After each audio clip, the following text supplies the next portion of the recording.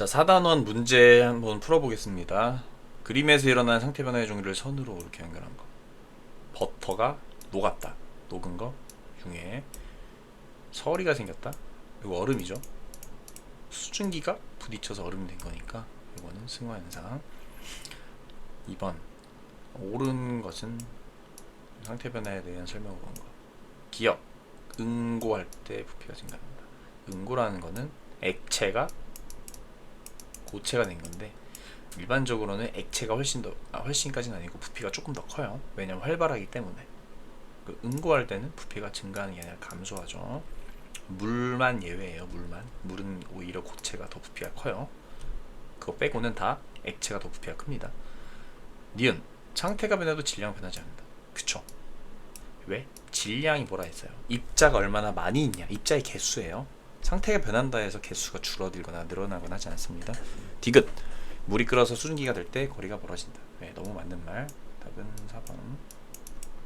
3번 에너지를 흡수한 상태 변화에 대한 이해가 아닌 것은. 흡수한 상태 변화가 뭘까? 에너지를 더 얻는 상태 변화. 고체가 액체, 액체가 기체, 그리고 고체가 한 방에 기체. 융해와 기화와 승화 세 가지를 생각하면 되겠네요. 얼음 조각상 옆에 있으면 시원해진다. 왜 시원해질까? 얼음이 녹을 거예요. 고체가 액체가 될 겁니다. 그때 주변 공기들의 에너지를 가져가면서, 즉 열 에너지를 흡수하면서 변하는 거니까 이건 맞죠. 2번 얼음을 넣으면 음료수 차가워진다. 맞죠? 얼음이 녹으면서 주변에 있는 음료수의 열을 흡수하죠. 즉 이것도 융해, 이것도 융해. 3번 물놀이 후 젖은 상태로 물 밖에 나면 춥게 느껴진다. 이거는 물이 증발할 때니까 기화, 내 몸의 열을 흡수한 거. 4번 물을 뿌리면 내부의 온도가 높아진다. 이걸로 안쪽에. 이거 아니죠. 물이 얼면서 물이 갖고 있던 열 에너지를 주변에 슉 내뿜는 현상이죠. 이건 오히려 열을 방출하는 거고, 이거는 응고 현상이죠. 땡. 5번 드라이 아이스를 넣으면 왜 녹지 않을까? 냉동식품이 갖고 있는 열을 흡수하면서 드라이 아이스가 상태 변화를 시작합니다. 흡수하는 거죠. 승화. 답은 4번. 자, 4번 물질의 상태가 변할 때 온도 변화와 열 에너지에 대한 설명. 1번 얼음이 융해할 때, 녹을 때 온도가 일정하다. 맞는 말. 2번 물질이 액화할 때 열 에너지를 방출한다. 기체가 액체가 될 때죠. 기체가 액체가 될 때 거리가 멀던 애들이 거리가 이렇게 좁아지면 주변의 에너지를 방출한다고 했어요. 맞는 말. 3번 고체에서 액체로 변할 때 흡수한다. 그쵸? 더 활발한 상태로 변한 거니까 에너지가 필요하니까 흡수하죠. 4번 끓기 시작한 걸 계속하여라면 물의 온도가 계속 높아진다? 아, 이거 아니죠. 끓는다라는 거는 상태가 변하기 시작했다는 거고, 그때부터는 에너지를 아무리 줘도 온도가 올라가는 게 아니라 얘네 사이의 거리를 멀어지게 하는 데 쓰이기 때문에 답은 4번. 5번도 맞는 말. 5번 버너에 사용한 가스 연료는 액체. 요 안에 부탄가스 안에 액체가 이렇게 들어있어요. 요거를 기체로 만들어 사용해요. 액체가 기체가 돼서 가스가 되는 거고, 이 가스로 불꽃을 만드는 건데 왜 차가울까? 자, 액체가 기체가 되는 상태 변화인 기화 현상이 일어날 때 주변의 열을 어떻게 하기 때문에? 흡수하기 때문이에요. 주변의 열 에너지를 흡수해서 상태를 변화하기 때문에 연료통, 이 액체가 주변 열 에너지를 모두 흡수해서 연료통이 차갑게 느껴지는 겁니다. 기화하기 때문이에요. 자, 그 다음 대단원 마무리 1번. 증발 현상으로 볼 수 없는 것은, 증발이라는 것은 액체가 기체가 돼야 돼요. 빨래가 마른다. 젖은 빨래는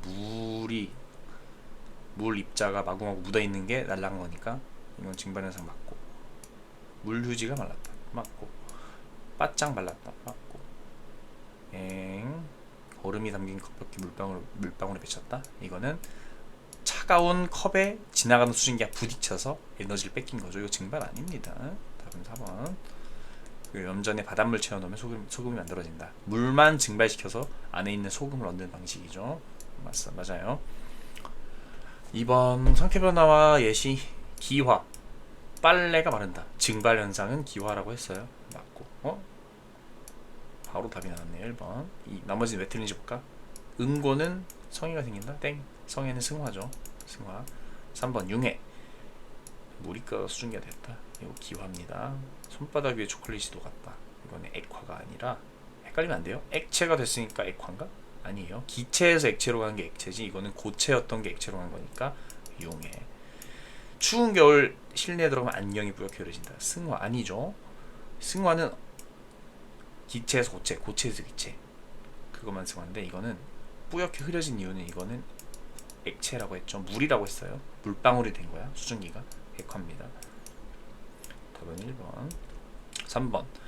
드라이 아이스가 승화될 때 부피 변화. 이 드라이 아이스가 고체였는데 활발한 기체가 되면서 빵빵해질 겁니다. 집밥백이. 옳은 것은 기억. 승화하면 부피는 증가한다. 맞죠? 원래 부피가 이만했는데 이만해졌죠. 이산화탄소의 부피가. 니은. 가와나에서 드라이 아이스 입자 개수는 같다. 당연히 같습니다. 상태 변화한다고 입자가 더 생기는 건 아니야. 디귿. 가보다 나에서 드라이 아이스 입자 사이 거리가 멀다. 그건 뭐 그림만 볼 수 있으면 되죠. 가보다 나에서 거리가 더 멀죠. 답은 기니 D. 4번. 입자 모양으로 나타낸 것이다. 얘가 딱 봐도 고체. 규칙적이니까. 얘는 불규칙적으로 가까우니까 액체. 얘는 기체. 옳은 것은 1번. 가에서 입자가 불규칙적이게 배열된다. 가가 뭔데? 고체가 액체가 되는 거네. 맞아. 더 불규칙적이게 배열되네. 답은 1번. 나머지는 왜 틀렸는지 볼까요? 2번. 고체 초콜릿이 녹는 것은 나에 해당한다. 녹는 거는 고체가 액체가 돼야 되니까 가에 해당돼야 돼요.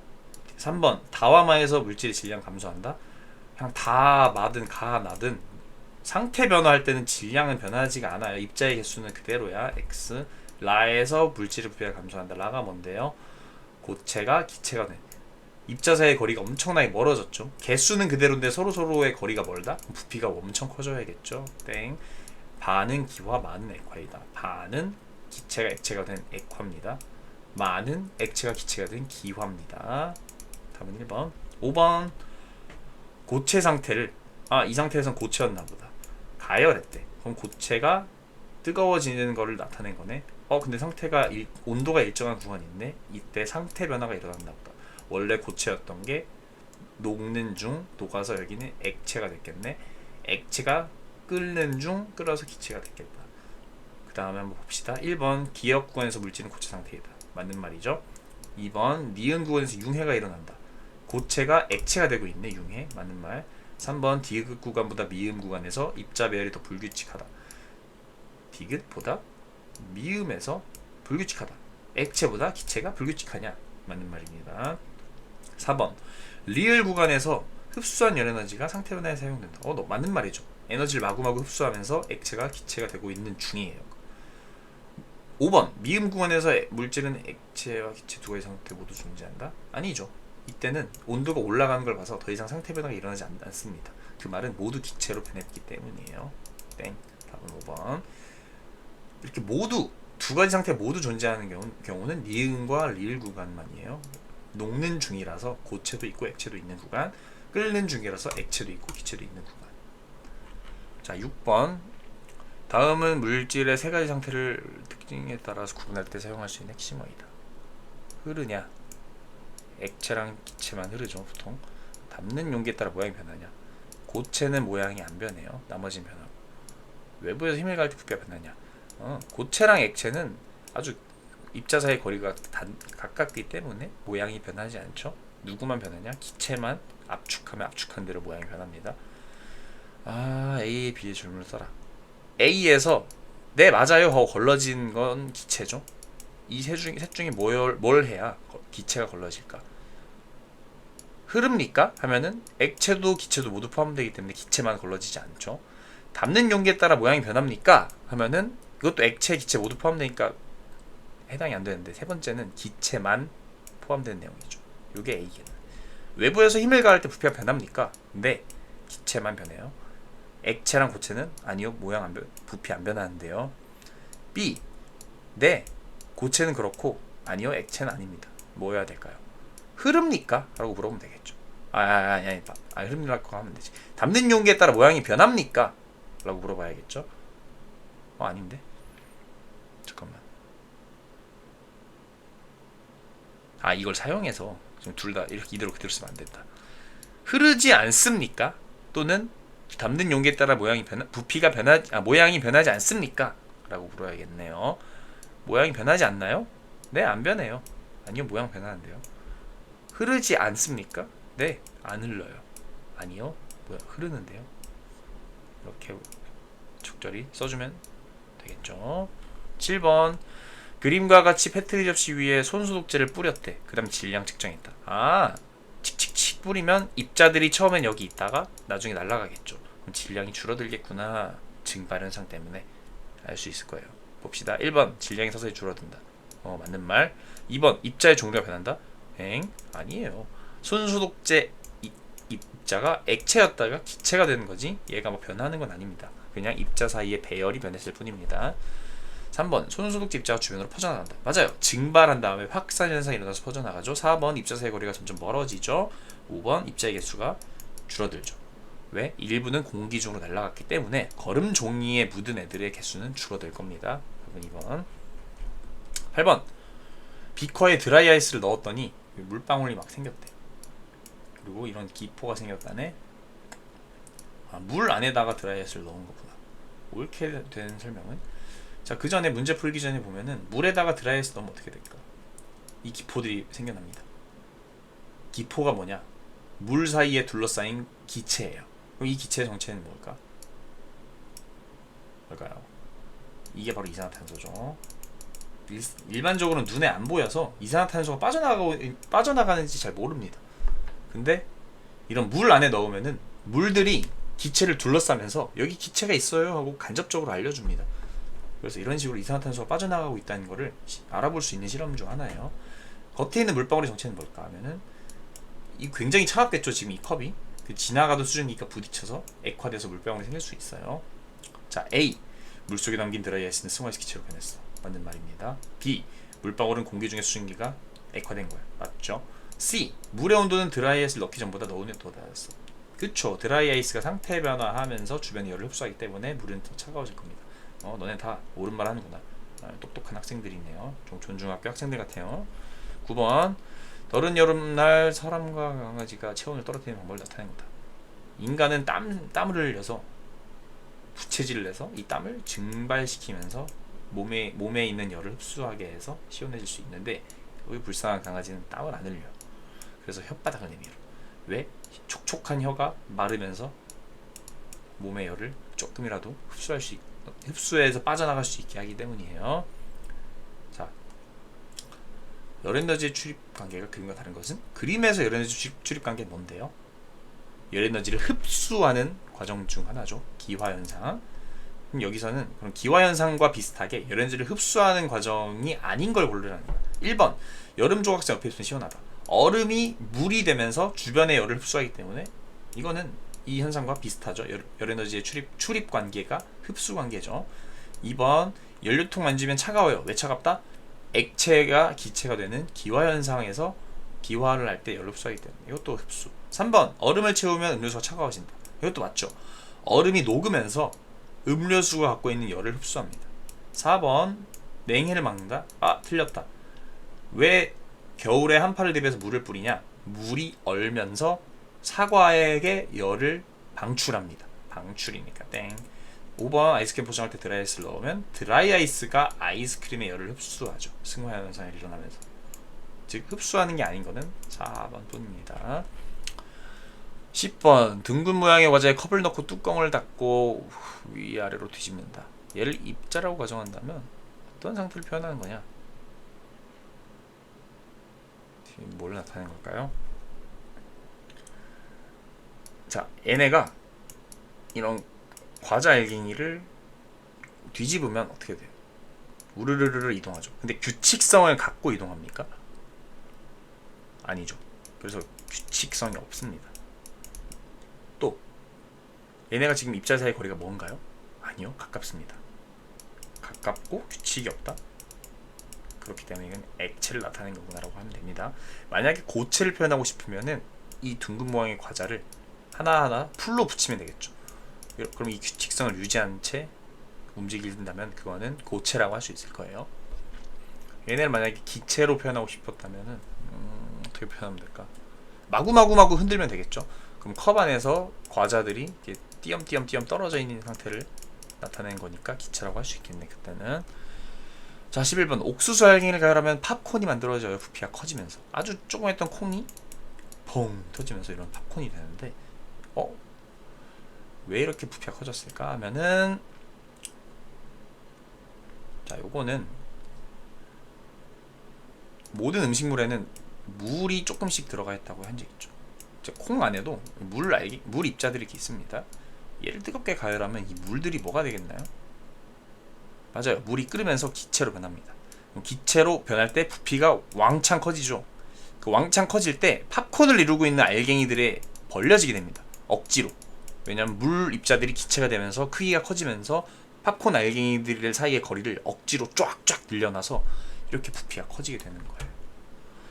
그래서 물의 상태 변화, 기화가 일어나면서 부피가 커지고, 부피가 커질 때 옥수수 알갱이를 이루고 있는 입자들 사이의 거리를 늘리게 된다라고 하면 되겠죠.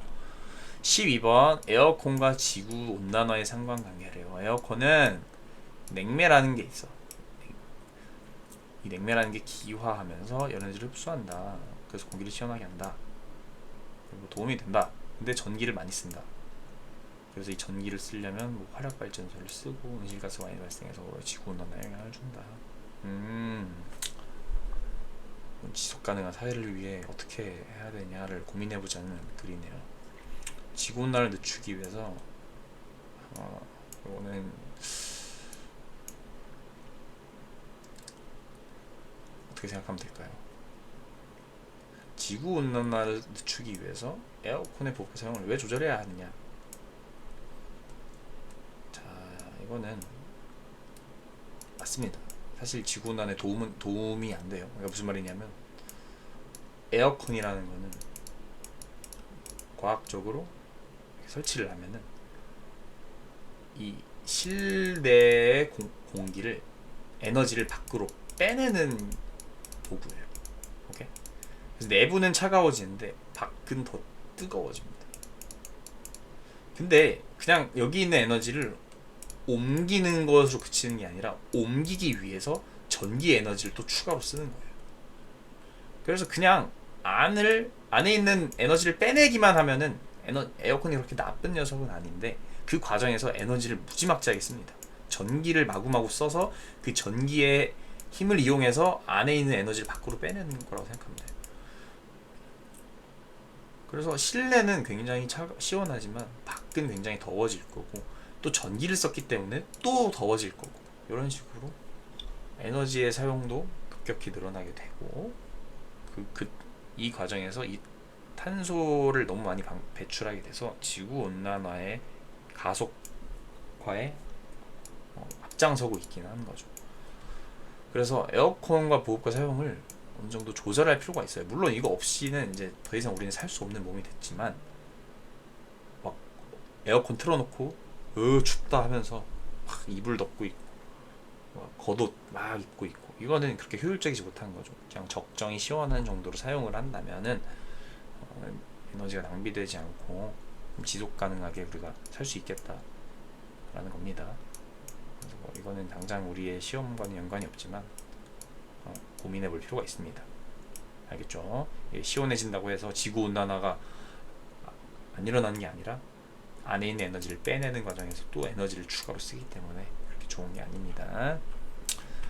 그래서 여기 있는 문제들이 술술술 풀렸다 하면은 이번 기말고사는 그렇게 어렵지 않을 겁니다. 그래서 지금 며칠 안 남았는데 남은 기간 동안 공부 열심히 해보세요. 기말고사는 어렵지 않게 냈으니까 다들 좋은 점수, 공부한 만큼 잘 볼 수 있을 거라 생각해요. 안녕.